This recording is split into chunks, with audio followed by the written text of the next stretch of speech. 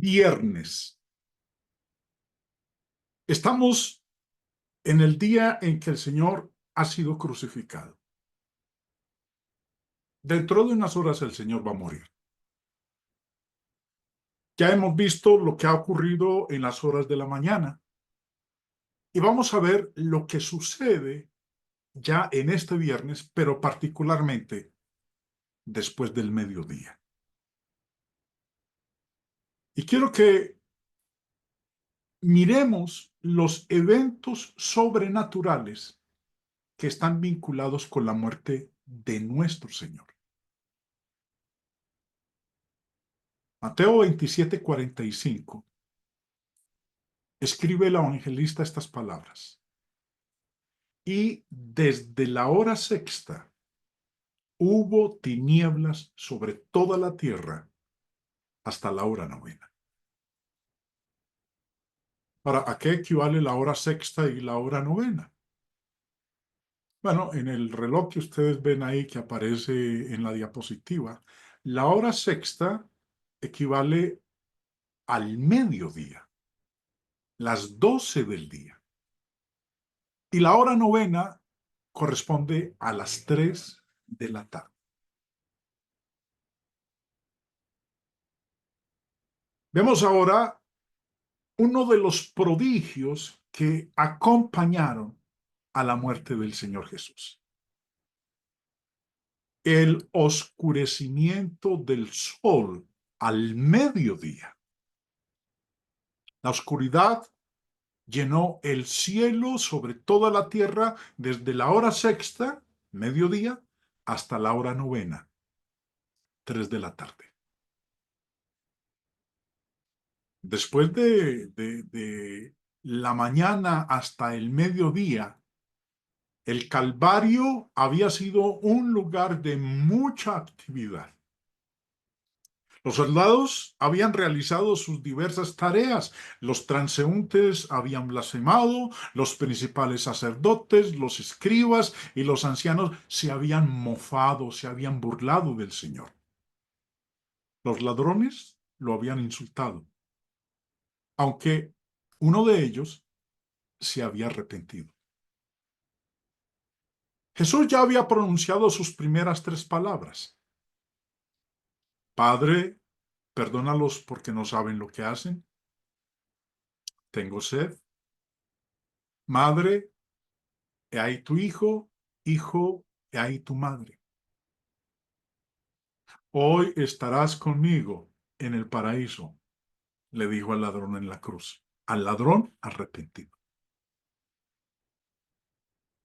Entonces, a las 12, a la hora sexta, al mediodía, ocurre algo de un carácter muy dramático.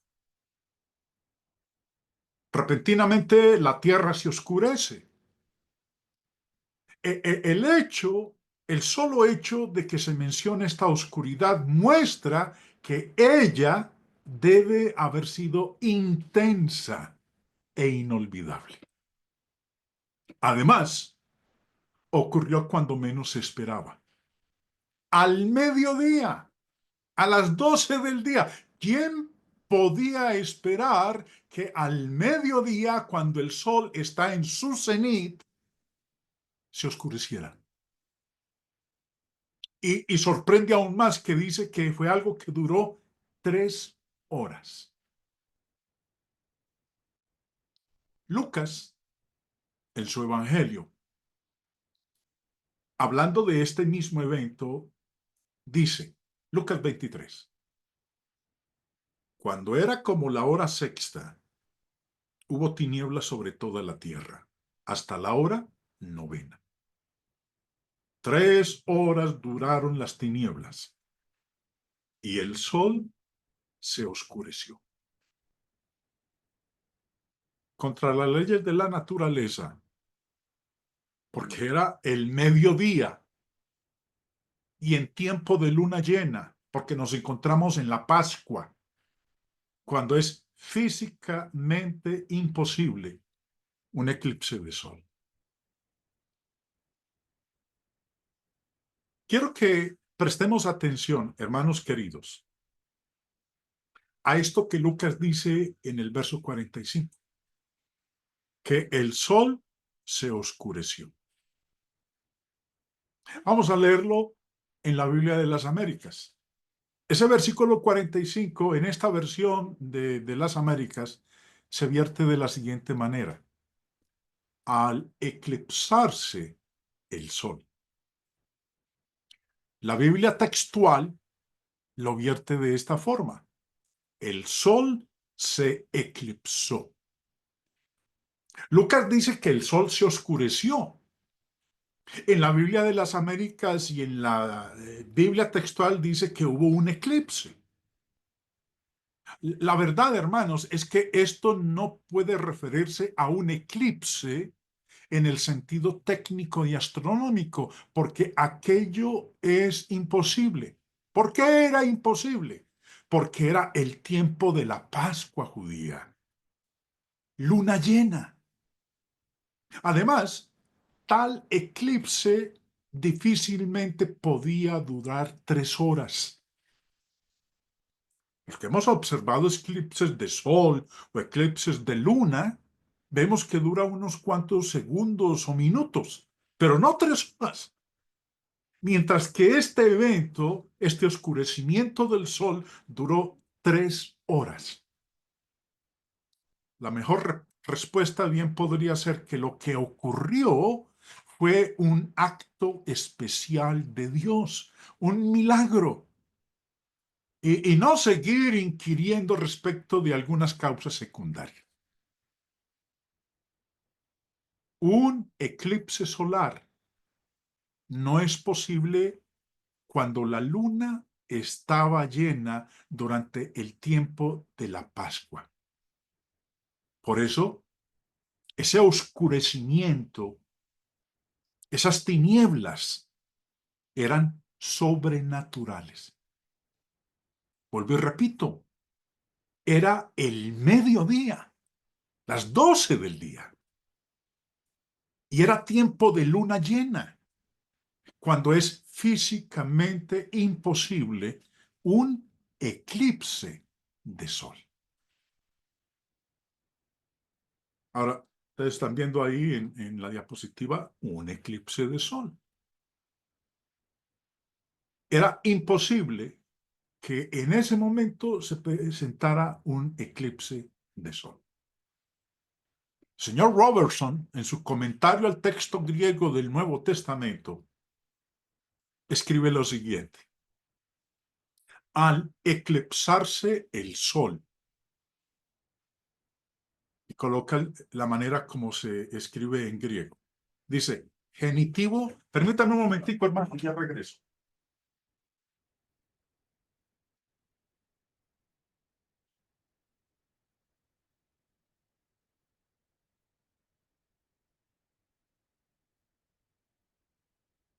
Ya volví.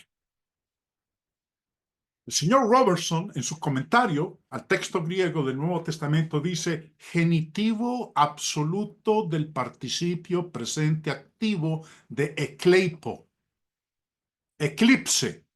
De ahí es donde viene el término eclipse, de ekleipo. Un antiguo verbo: dejar fuera, omitir, pasar de lado, fallar, morir. La palabra se empleaba también La palabra se empleaba también de eclipses de sol y de luna, pero ello era imposible en aquel momento porque la luna estaba llena en la Pascua.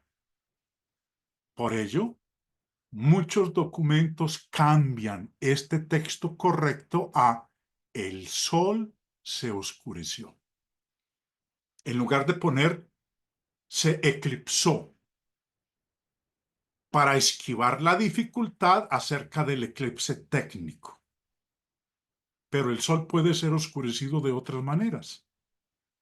En la neblina londinense, las luces de las calles están frecuentemente encendidas. La VAS traduce correctamente al eclipsarse el sol o al fallar la luz del sol.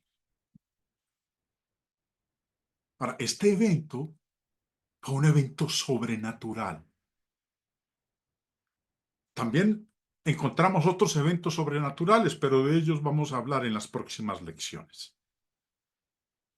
Habiendo llegado hasta aquí, mis hermanos, quiero que entonces consideremos lo siguiente. La versión moderna, como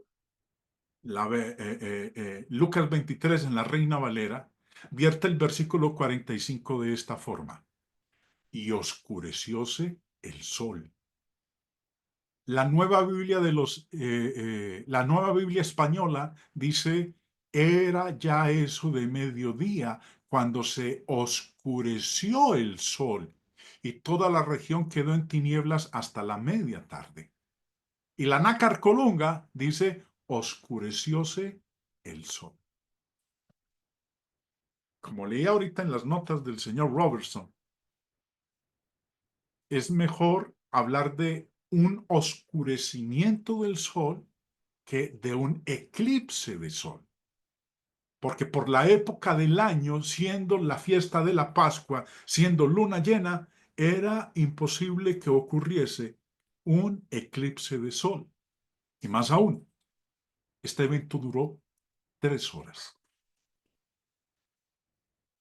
Los escépticos,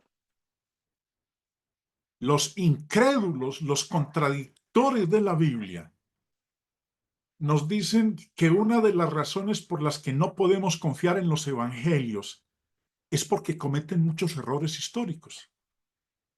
Ahora, en particular, los evangelistas nos cuentan historias lejanas que no han sido corroboradas por otros historiadores contemporáneos. Es lo que dicen los críticos, los escépticos. Y que una de estas historias es la oscuridad que sucedió durante la crucifixión de Jesús, según lo dicen Mateo, Marcos y Lucas. Ahora, para que me entiendan lo que estoy diciendo en este momento, voy a volverlo a decir en estas palabras. Los contradictores de la palabra de Dios, los que buscan tratar de encontrar contradicciones en la Escritura, los escépticos nos dicen que hay una historia que no ha sido corroborada por otros historiadores contemporáneos y que una de esas historias es la que tiene que ver con el oscurecimiento del sol durante 3 horas. Mateo 27:45 dice: y desde la hora sexta hubo tinieblas sobre toda la tierra hasta la hora novena. Marcos dice: cuando vino la hora sexta, hubo tinieblas sobre toda la tierra hasta la hora novena. Y Lucas dice: cuando era como la hora sexta, hubo tinieblas sobre toda la tierra hasta la hora novena. ¿Cuál es el argumento de los escépticos? Que esta historia, que está en la Biblia, no ha sido corroborada por otros historiadores contemporáneos. Cuando digo contemporáneos, es historiadores seculares del primer siglo. Sabemos por la historia que historiadores del primer siglo, como Plinio el Viejo y Séneca, han descrito cuidadosamente eventos mucho menos emocionantes en el mismo tipo de regiones remotas. Pero no notaron un eclipse que estaba ocurriendo en Judea. ¿Qué pasó con esto? Plinio el Viejo escribió un libro completo sobre historia natural. ¿Cómo es posible que este historiador contemporáneo, historiador romano del primer siglo, no haya dicho absolutamente nada con respecto a este evento de 3 horas de oscuridad en el año 33, cuando murió nuestro Señor?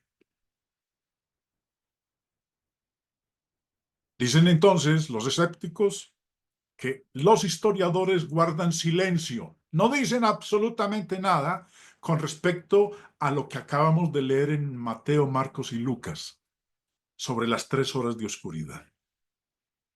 Y puesto que estos historiadores seculares del primer siglo guardan silencio, entonces es un evento que no es corroborable, no es probable, no es justificable, porque estos historiadores seculares no dijeron absolutamente nada, sino que guardaron silencio.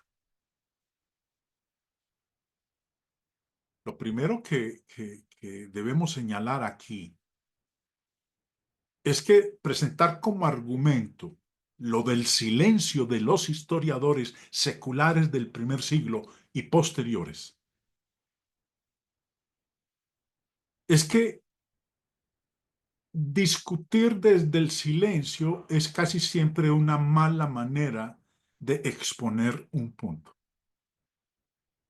En el año 79 después de Cristo, Pompeya, ciudad en Italia, fue destruida cuando explotó el Vesubio. Nosotros hemos visto películas que se han hecho sobre la destrucción de Pompeya. En el año 79, que fue algo que ocurrió en ese año, 9 años después de la destrucción de Jerusalén, Herculano y Pompeya, dos ciudades de Italia, fueron destruidas por la erupción del Vesubio. Y nos enteramos de este evento por el sobrino de Plinio, Plinio el Joven. Y no estaba en ninguna de sus historias, sino en una carta de Tácito. La erupción del Vesubio mató al menos a 16.000 personas y hasta 60.000 personas. Nadie concluye del silencio de otros historiadores que el evento no sucedió,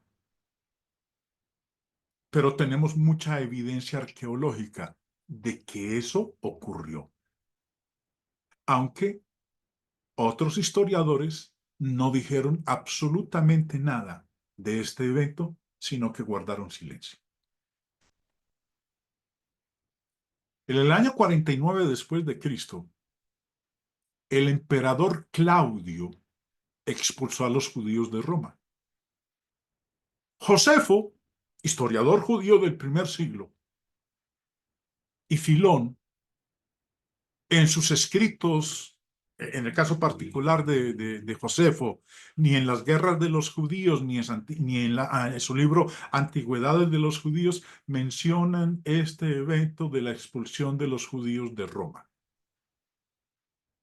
Solo leemos sobre este evento de la expulsión de los judíos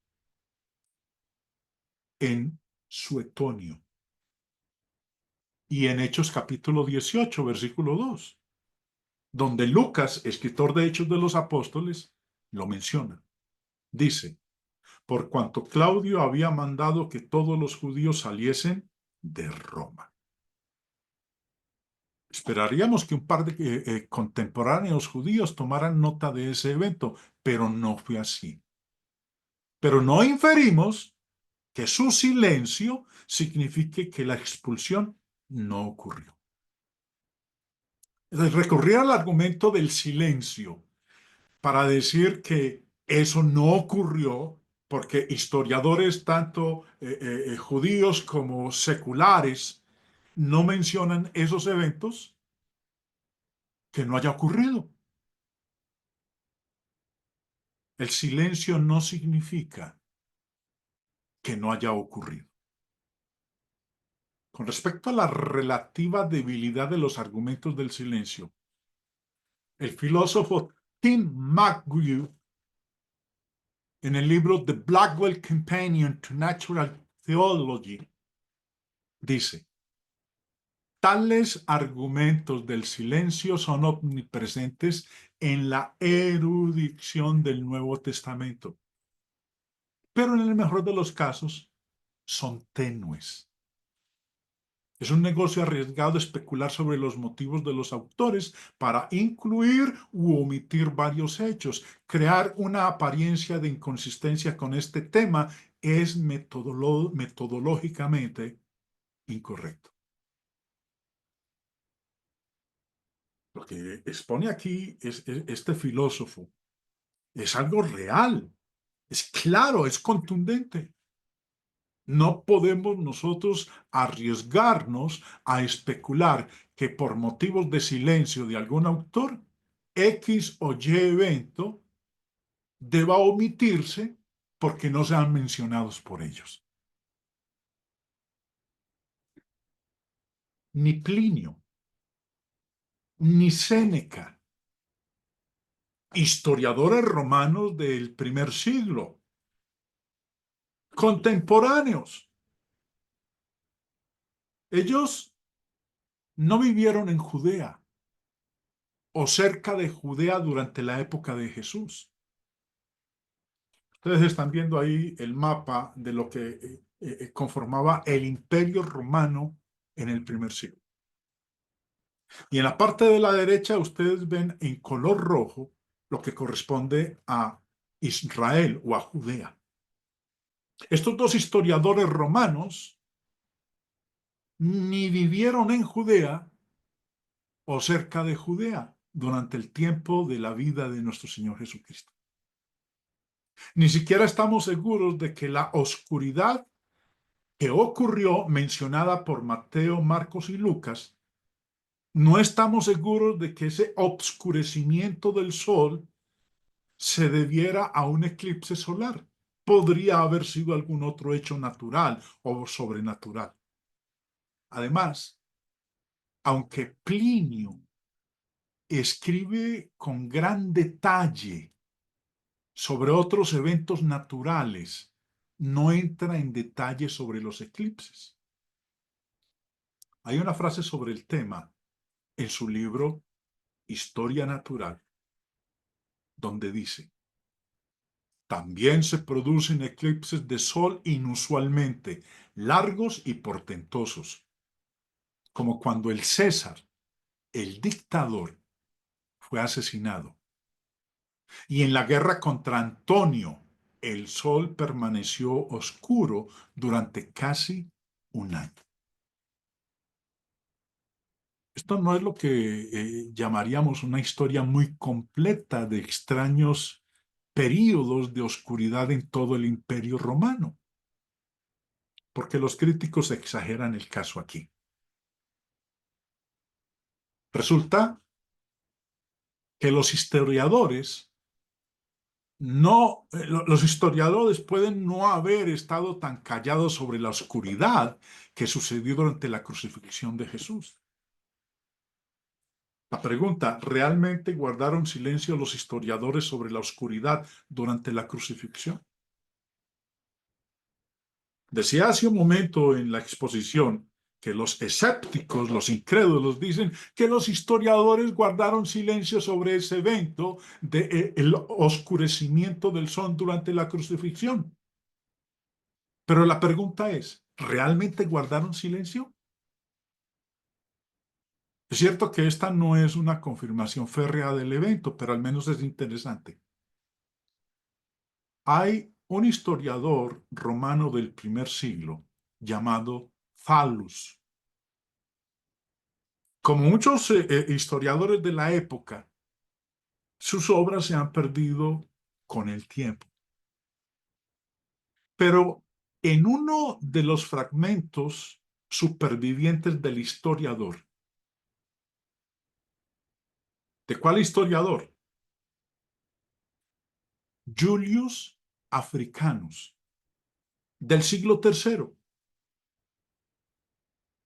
Julius Africanus hace una referencia casual a este historiador romano del primer siglo. Recuerden, Julius es un historiador del tercer siglo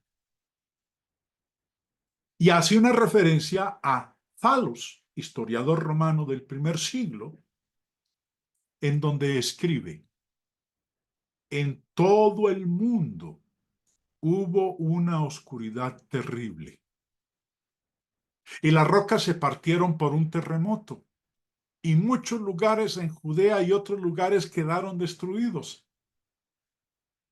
Thallus, y esta es la cita que está haciendo Julius Africanus, historiador del tercer siglo, dice, Thallus, que es historiador romano del primer siglo, Thallus, en el tercer libro de sus historias, explica la oscuridad como un eclipse de sol, lo cual me parece irrazonable.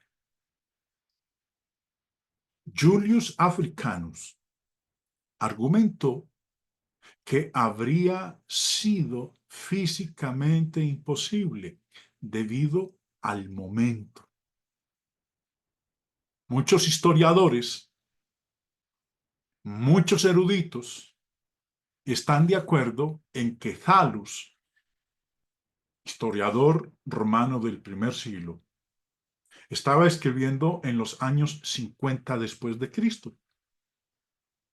Por lo que él escribió sería la primera referencia a Jesús fuera del Nuevo Testamento y antes de que Marcos, el Evangelio de Marcos, fuera fechado tradicionalmente. Los críticos argumentan que no está claro que Thallus se refiriera al momento de la crucifixión de Jesús. Ahora, esto es solo una interpretación de Julius Africanus. Además, si Thallus se refería al momento de la crucifixión de Jesús, la fuente de esta información puede haber sido la tradición cristiana misma. Si es así, Thallus solo estaba proporcionando una explicación alternativa natural para lo que supuestamente sucedió en la iglesia primitiva. Por eso se argumenta que la referencia de Julius Africanus a Thallus no puede tomarse como una confirmación histórica e independiente de lo que sucedió en los evangelios. Razones para tomarse la referencia de Thallus en serio, el historiador romano del primer siglo. Parece poco probable que un historiador romano se tomara esta afirmación tan en serio si no tuviera fundamento. El cristianismo, en ese entonces, en el primer siglo, era solo una pequeña secta en ese momento.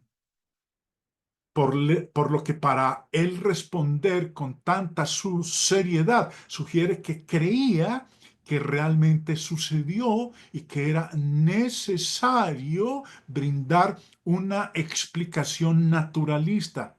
Simplemente habría negado el evento si no hubiera sabido qué sucedió. Además, ¿por qué Julius Africanus argumentó que Thallus interpreta erróneamente el evento? Porque como él mismo lo dijo, citando lo que había dicho Thallus o escrito, Julius Africanus dijo, lo cual me parece irrazonable. El historiador Maurice Gogel, en su libro Jesús el Nazareno, hace el siguiente comentario. Si Thallus hubiera estado escribiendo simplemente como un cronógrafo que menciona un eclipse que ocurrió en el 15º año del reinado de Tiberio, Julius Africanus no habría dicho que estaba equivocado, sino que lo habría usado como evidencia para confirmar la tradición cristiana. Tertuliano, escribiendo en el año 197 después de Cristo. También dice que este evento estaba en los archivos romanos. ¿Podría Tertuliano haberse referido a los escritos de Thallus, el historiador romano del siglo I? Ahora, eso es una pregunta interesante. Ahora, mire lo que escribió Tertuliano. Y sin embargo, clavado en la cruz, exhibió muchas señales notables por las cuales su muerte se distinguió de todas las demás. Por su propia voluntad, él con una palabra apartó de él su espíritu, anticipándose a la obra del verdugo.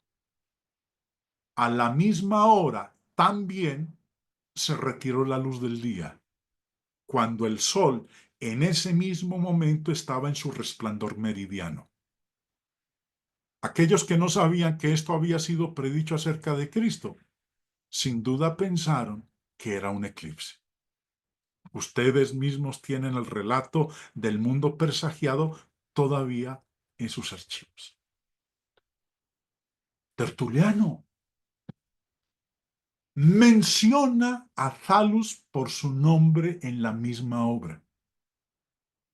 Se necesita de mucho valor o de mucha estupidez para desafiar a los escépticos a buscar en los archivos para corroborar este evento si no sucedió.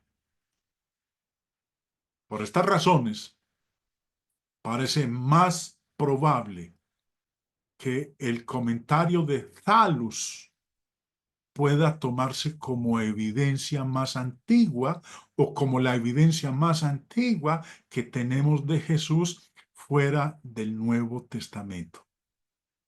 Y es una confirmación temprana de algo que sucedió durante la crucifixión de nuestro Señor. Aquí hay algunas conclusiones importantes. Las obras de Thallus, historiador romano del primer siglo, y las obras de Julius Africanus, historiador del siglo III, se han perdido. Tenemos una cita de una cita en la historia. Esto demuestra por qué los argumentos del silencio son tan notorios. Mucho de lo que tenemos de la historia del primer siglo ha desaparecido, pero Tertuliano apela a historias bien conocidas de que el evento ocurrió y obviamente está mucho más cerca del evento que nosotros. Además, tenemos muchos manuscritos de los sinópticos y ellos informan qué sucedió. Y hemos visto anteriormente que el hecho de que esperemos que un historiador mencione un evento significativo no significa que podamos deducir de su silencio que éste no sucedió. Y nuevamente, tenemos al menos un fragmento como el de Thallus, historiador romano, vuelvo y repito, del primer siglo, que parece confirmar lo que informan los evangelios. Pero los críticos a menudo ni siquiera mencionan a Thallus como una confirmación externa. Esto parece demasiado conveniente para al menos no mencionarlo. En los evangelios no se relata qué ocurrió entre las 12 y las 3, entre la hora sexta y la hora novena. Lo que sabemos es que durante estas 3 horas de intensas tinieblas, Jesús sufrió agonías indescriptibles. Durante esas 3 horas colgado en la cruz, pero durante esas 6 horas colgado en la cruz y particularmente entre el mediodía y las 3 de la tarde, estaba siendo hecho pecado por nosotros. Pablo dice en 2 Corintios 5:21, al que no conoció pecado, por nosotros lo hizo pecado, para que nosotros fuésemos hechos justicia de Dios en él.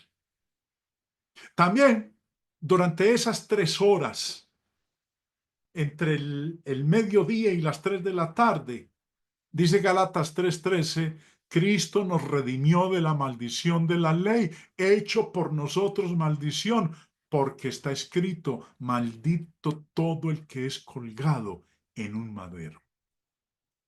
Y también, durante esas 6 horas que duró colgado en la cruz, estaba siendo herido por nuestras transgresiones y molido por nuestros pecados.